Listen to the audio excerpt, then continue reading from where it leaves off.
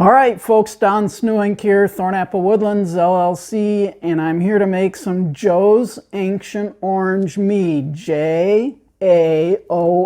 It's a very popular recipe for new mead makers because it's so simple. Even sanitation isn't really necessary. Yeah, you probably should. I didn't. Everything's clean and ready to go. This is another option for a simple bread yeast mead. I'm using Fleischmann's active dry yeast, original formula. Here we go, let's make some mead. I did warm up the honey slightly in the microwave, 1 minute per quart. We're gonna add a quart and a little bit. And the recipe calls for 3.5 pounds. This is 44 ounces per quart. Since I warmed it, it will pour out a little bit easier.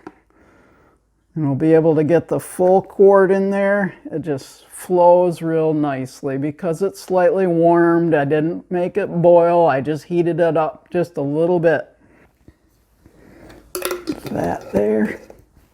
I'll put just a little pinch of this one in. A couple ounces and quit. Like how I measured that.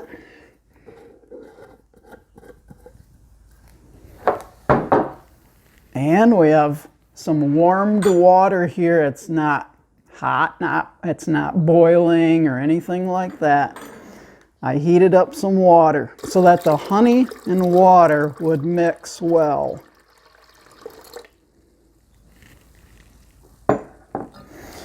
Now I'm going to mix it. If this was in a bottle, like a carboy, a glass carboy, I would shake, shake, shake.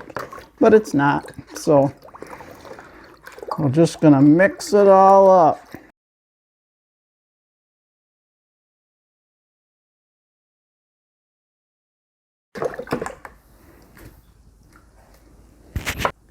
This is a cinnamon stick. I'm going to add the whole cinnamon stick. I'm actually going to break it in half if I can. Going in. Here's a clove. 1 clove. Going in. How about 25 or so raisins? Sounds good to me. Yeah, that looks about right. I'll unclump them as they go in. Now it's time to cut up the orange. I've washed this orange in water, running water. I just cleaned it with my hand, just kept cleaning, cleaning, cleaning. So any gunk could be off from it. I'm going to chunk it up a little bit.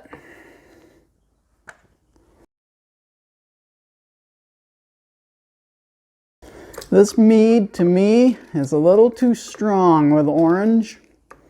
So I should probably eat the other half of this, but I'm holding to the recipe closely. Also, I'd probably do it with a little less honey, because to me it's cloyingly sweet when it finishes. But you know what I do?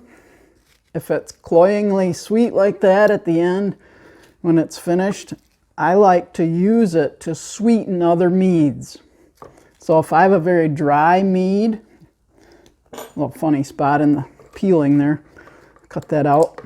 If I have a dry mead, I can use this JAOM, Joe's Ancient Orange Mead, to sweeten up a very dry mead. And it also imparts a flavor of clove, cinnamon, and orange. All right, let's mix it up again. Make sure everything's blended together. Everything, I'm talking honey and water mostly, blended together well, because the water I add now hasn't been heated. I refilled this while you weren't watching, and I filled it with cold water from my tap water. You should use spring water. I have good well water. It's very acceptable to use. Don't use city water with chlorine in it. That makes it so that the yeast doesn't ferment well. Here we go.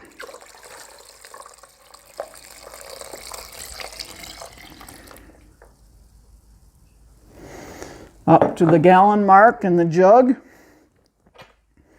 If it's a little less than a gallon, that's okay. Once it starts fermenting for a few days and you get that first probably 3 to 5 days where it really bubbles the most, you can top it off with a little bit of fresh water after that if you need to. Mixing everything together. I haven't forgotten, have you? We need yeast in there. Don't need to rehydrate the yeast or anything. We're just going to pour it on in. It's very simple. There we go, a whole packet. I'll stir that in the mix.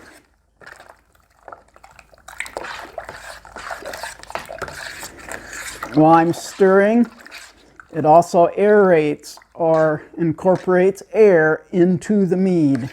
That's very important for the first few days of fermentation. Once we get a good fermentation going, I no longer introduce air into the must. This is must here, honey water mix. With all the other things to make mead, that mix is called must. Stir it one way, and then go back, stir it around the other way. That's a good way to add oxygen into the must. I think we're done here. That looks good to me. We're going to put the lid on. I will put an airlock in here as well.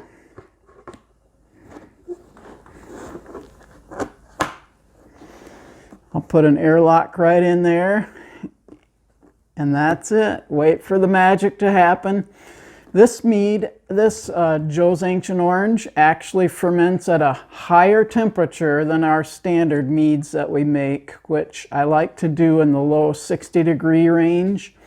This one, I probably do closer to the 70-degree range, 70, 75, in that area.